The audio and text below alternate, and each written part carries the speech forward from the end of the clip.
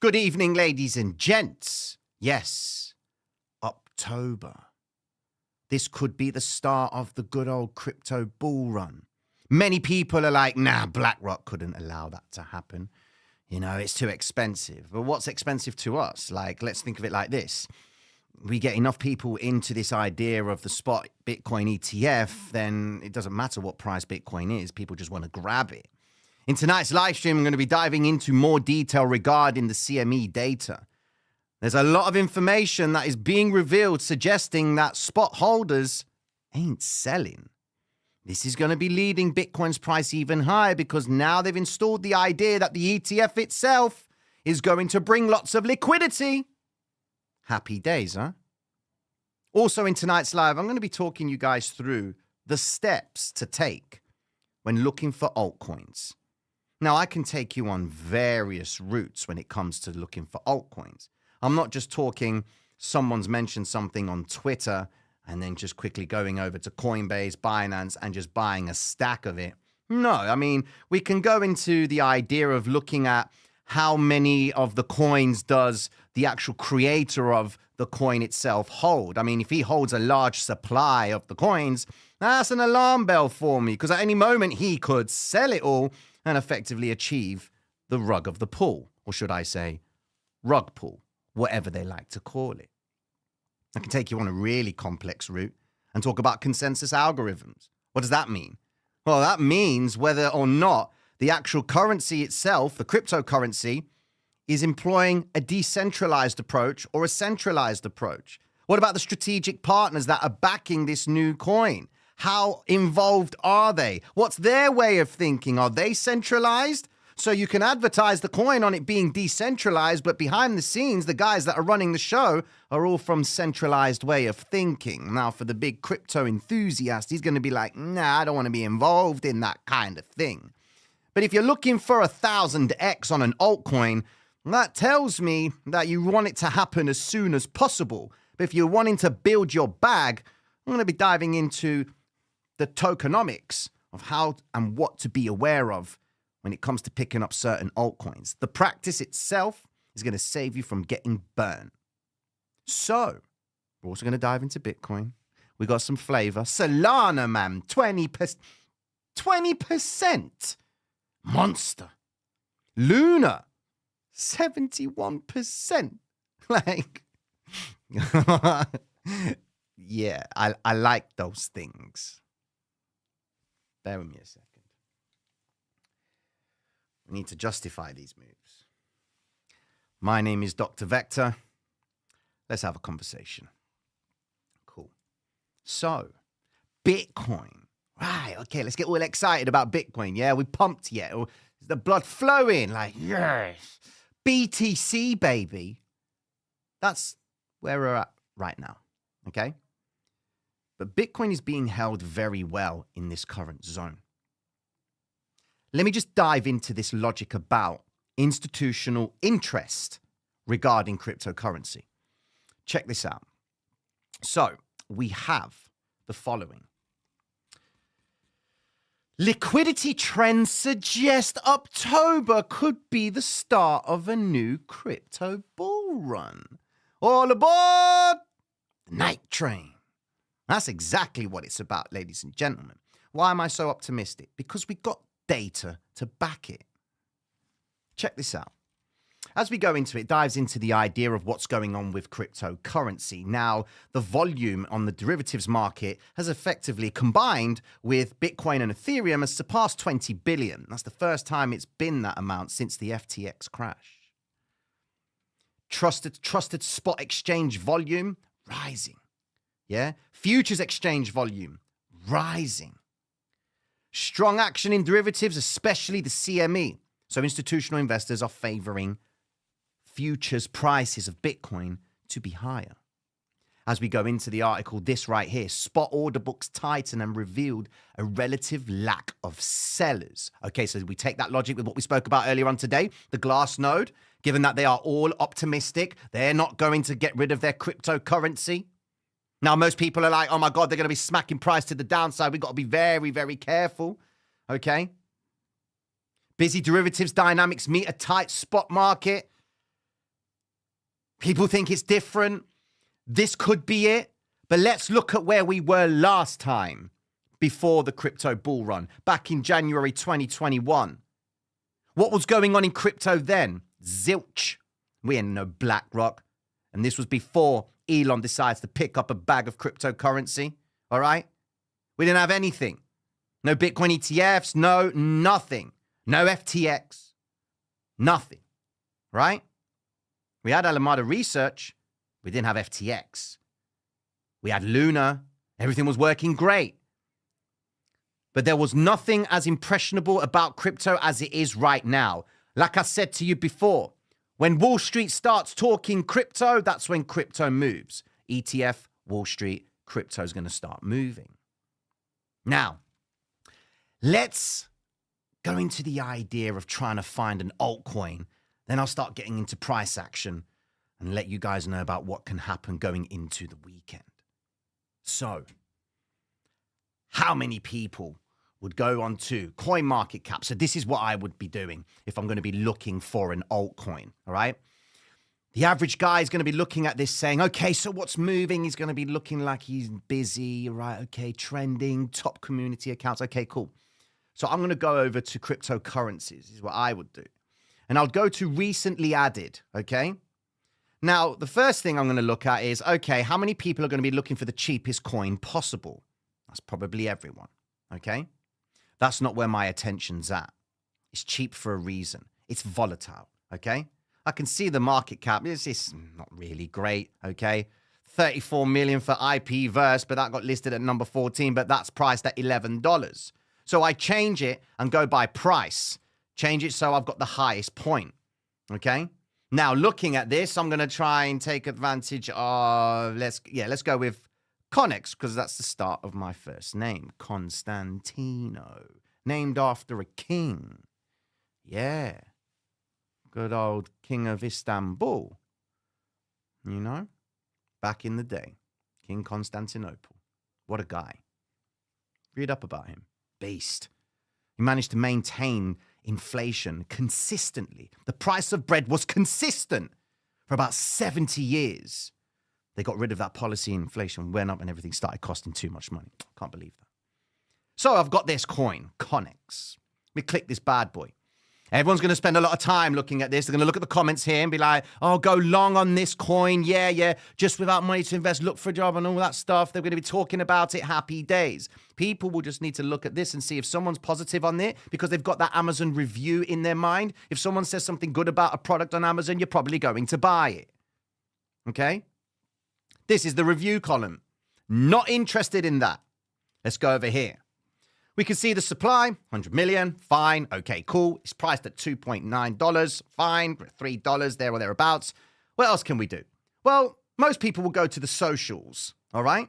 And they'll look at how many followers they have, all right? I'm not even interested in that. I'll do that at the last point. I'm going to go straight to the website. What does the website do for me? Oh, announcement.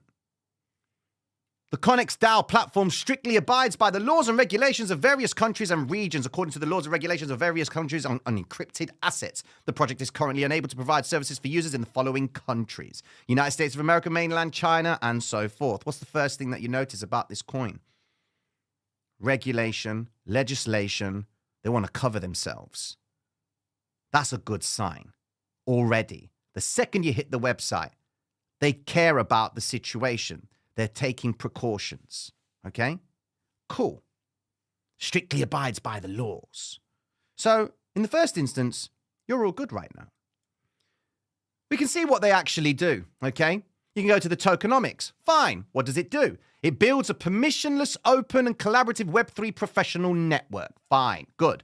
You see the services that they provide. Okay, that's good. Pay for credential, pay for subscription. Okay, I'm liking this. This is what they do. I've got the supply, got the token address, so it's on the Binance Smart Chain. Happy days. It tells us about what they plan on doing. So the roadmap itself doesn't necessarily give you the roadmap in terms of time. Well, here's the roadmap right here, and it comes in 4 phases. The art of the roadmaps is to try and find a roadmap that does prolong itself.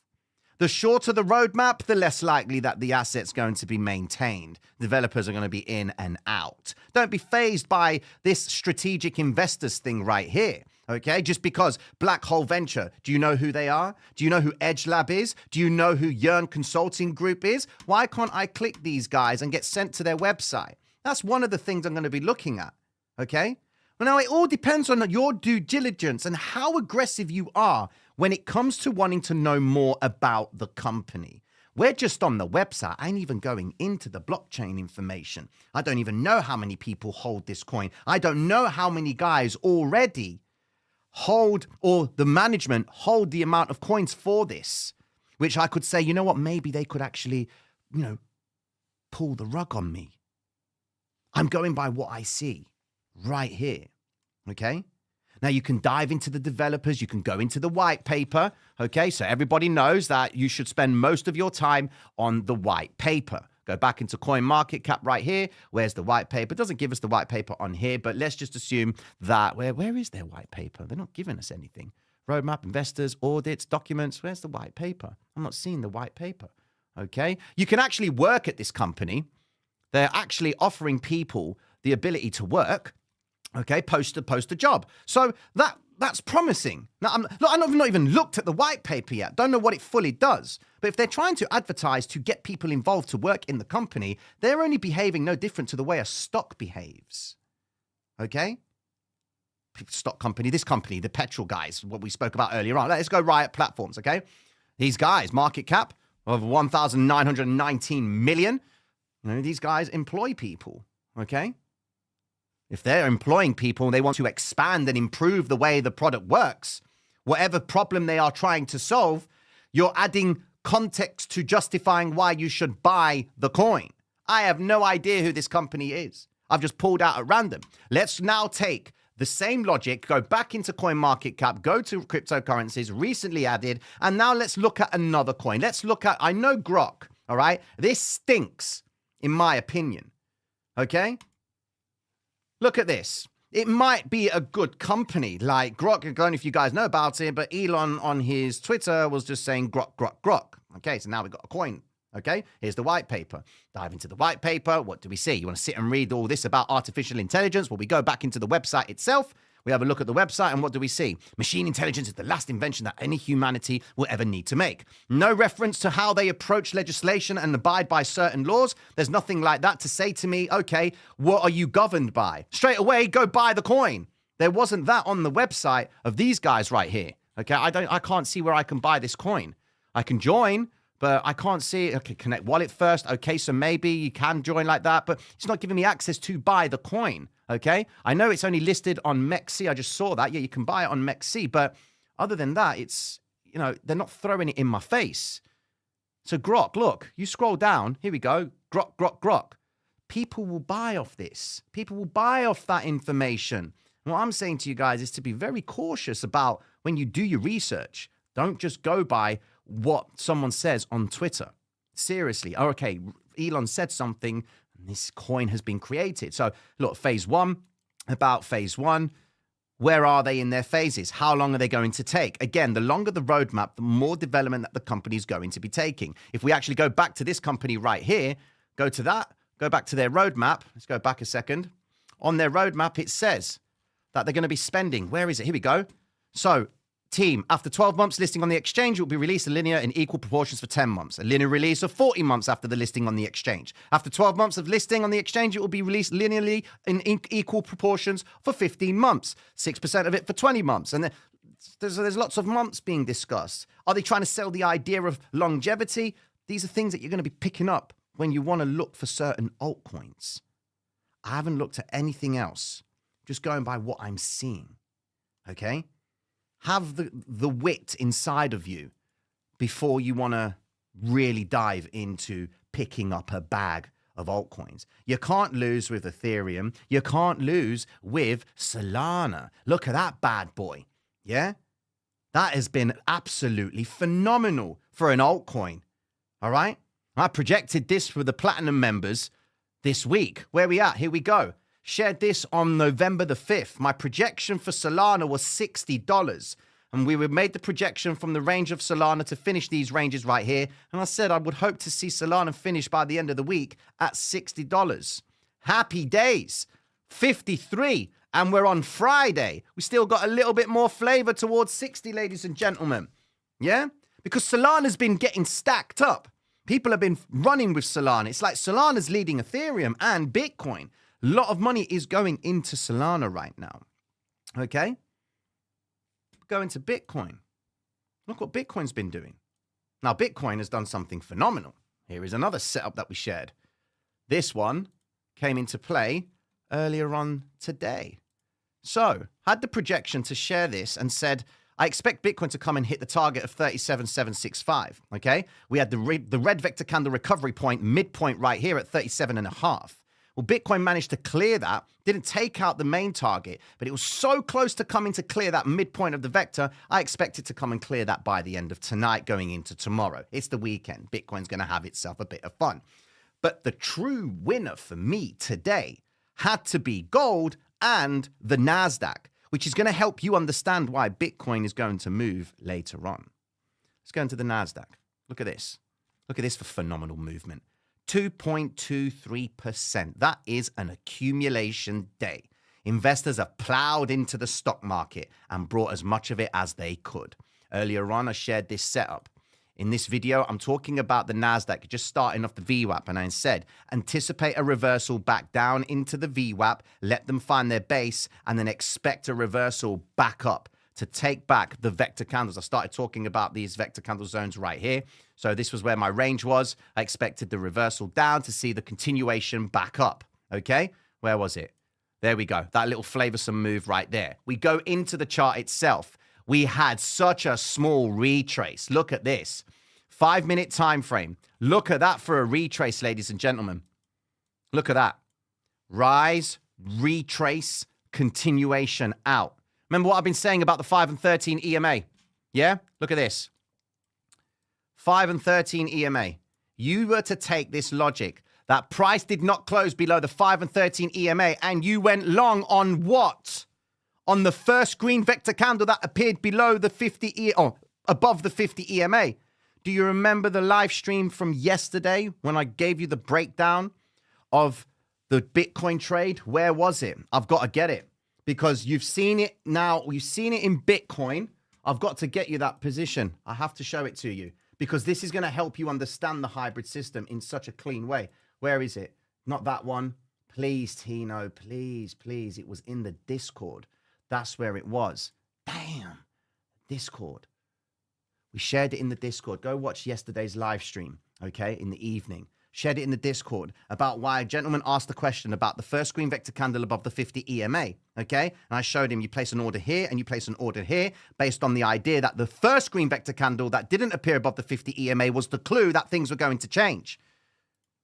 You see exactly the same candlestick right there on a completely separate asset at a completely different time, 24 hours later, okay? This is what it's about. The first green vector candle that appeared below the 50 EMA is the clue that things are going to start. Confirmation comes in above the 50 EMA, right there. Strong close. Look left, what do you see? Recovery of vector candles. 0.1, 0.2, and then they just went to the sky. Not even the sky, man. These guys went into a universe that was unprecedented. Ripped it. I hope the guys took advantage of that. Even the S&P managed to take a little bit of a stab. S&P moving up 1.56%. That's a huge day for the S&P, given that the S&P has more volume than the NASDAQ. NASDAQ moves like a nut job. It's the new age Bitcoin. It's the legitimate Bitcoin, okay, in terms of its movement, all right? But the S&P, man, it made the same move as well. Another great trade that we shared was the gold. Oh, my days. Gold absolutely ripped it for me. Where's gold? Here it is. Look at this. So I shared a projection on gold saying that beforehand, I expect gold to initiate a run to the stop zone. And the stop zone is effectively taking back all the liquidation points for the retail trader that went short over here. Now, if we start diving into the idea of what hedging is, then you've got the hedge investors trying to make a quick buck on the fact that gold has been dropping down and they want to make a return on that bad boy. So that's why we would justify prices going back up into the red vector candle regions, because the gold is a hedging instrument. Okay, you hear about it. Gold investors rush to gold for a safe haven. Okay. So they make the reversal back up into the stop zone. Later on, we anticipated that would come back down towards the 1926 zone at this point in time on the 9th of November. Then we went forward a day or two. It was on the 10th. And then what happened? The stop zone happened. They come back into the vector candle zone. Now we're expecting them to come back down and hit target 1 and target 2. Now we were conservative because it was originally 1926 is what I wanted. But I changed it up to target 1936 because it was the range daily low and I expect price to reverse from that point. We go into the chart and you can see gold has just ripped that point, gone down towards the 1936, missed the 1926 point as target 2, but they've initiated the little reversal right here on the range daily low. Now, that's a good sign right there. I also shared a trade on Euro, and Euro's been, I said today that Euro's going to be a pain in the ass. It's going to trade in a tricky way, and it has done that today, ladies and gentlemen. It's just been up, it's been down, and I'm running shorts on Euro, so I'm going to assume that going into the weekend that we are going to be seeing lower prices at the start of next week, unless something crazy happens in the marketplace, okay? But attention right now, ladies and gentlemen, is on cryptocurrency. That's where it's at. So, going into the weekend, we've had an accumulation in the stock market, right? 2% on the NASDAQ. That's phenomenal. And Bitcoin hasn't gone anywhere. Oh, my days. It's going to be a really good weekend, I think, for crypto. And if it doesn't do anything tonight or Saturday, it's most definitely going to do it on the Sunday because that's when the markets reopen in principle. Now, what do you do in this situation? Well, let's look at it like this. So Ethereum right now is doing well. It's holding out. I'm still in my trade on Ethereum. Where is it? I'm still holding out on my trade with Ethereum. I'm playing about with my stop. I'm waiting for it to see if it can actually come down to 1975, but I'm just going to leave it, okay? I originally built this position to see higher prices. My target is effectively 4,000. That's what I want. That's why I'm planning on holding this for a long time, okay? I'm going to be scaling into it. I'm going to build as much as I can, but if I see it dropping down aggressively from here, I'm just going to kill the trade and then start again, okay? But the logic says to me that Ethereum, on the back of Solana moving up so aggressively, on the back of MATIC making a little bit of a measly move, but MATIC has been pumping out non-stop anyway. If you look at MATIC, it's just clearing out all our previous vector zones that we've been marking off. Happy days. MATIC to $1. Happy days. JASMY, look at that bad boy. Come down to shift out. That's what we would want to see with it. Sort of doing that right now. Going back into Solana. Look, this is just different. Like I said to you guys before, they load up at the highest point, drop it, snap it back up to continue higher. You see this move right now with Solana? This is what we want to see with Bitcoin because Bitcoin is practically doing the same thing. But remember, Solana is less volume than Bitcoin. So it requires more volume to go into Bitcoin to achieve the same move that Solana has done. Could you imagine a 20% move on Bitcoin? Like, come on. Without taking the piss right now, that would be a phenomenal move. You know? Unbelievable. What have you got here? Thank you very much, Fabs. Have a smashing vector weekend. Have a smashing weekend, you vector monsters. I like that. I like that. I do actually like that. Okay, what else you got, guys? Yes, I did say 8K a few months ago, and I explained why. Okay? Go and watch that video. I bet you haven't watched the video. Okay, then. That's a different story.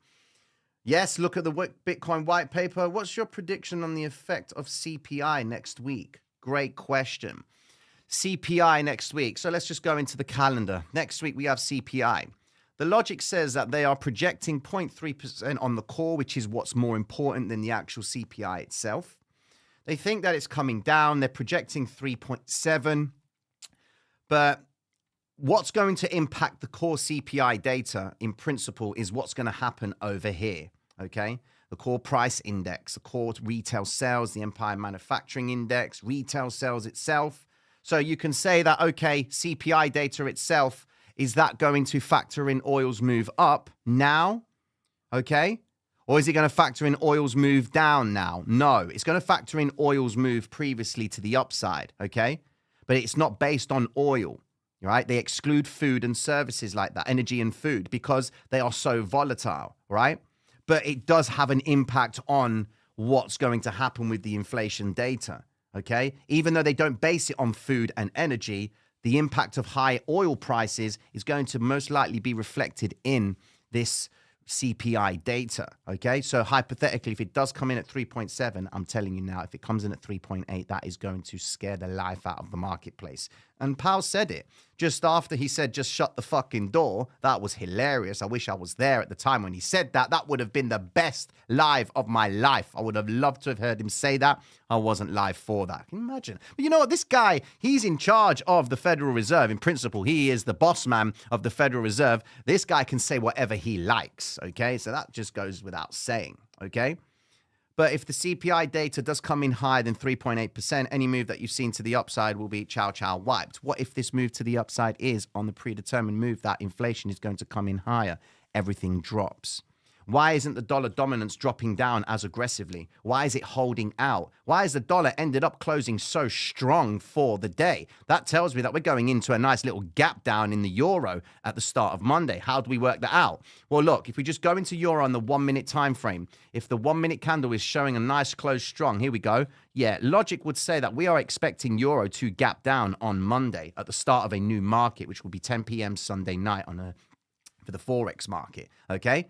Now, sometimes what I used to do was I used to open positions 2 minutes before the market opened or the market closed on a Friday so that I would be able to catch the gapping plays over the weekend, okay? Now, it was a little bit of a risky approach, but it did work out most of the time. But sometimes when it worked out, they would hit, the spread would actually hit your position and then take you in a drawdown straight away because the spread was so wide on the gap. Okay, so you got to be careful with that. But usually when you see a strong close like this going into the weekend, we can assume that they're going to gap down. All right.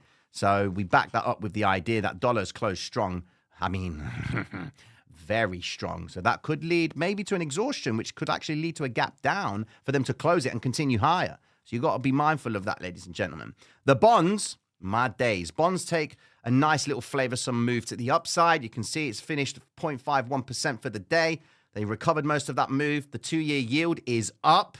This is what stinks about this. The 2-year yield is up at 5.6%, right? 5.06%. Look at the NASDAQ. These guys ain't scared of high yields. That is crazy. Doesn't make sense. But we go into the data and you can see.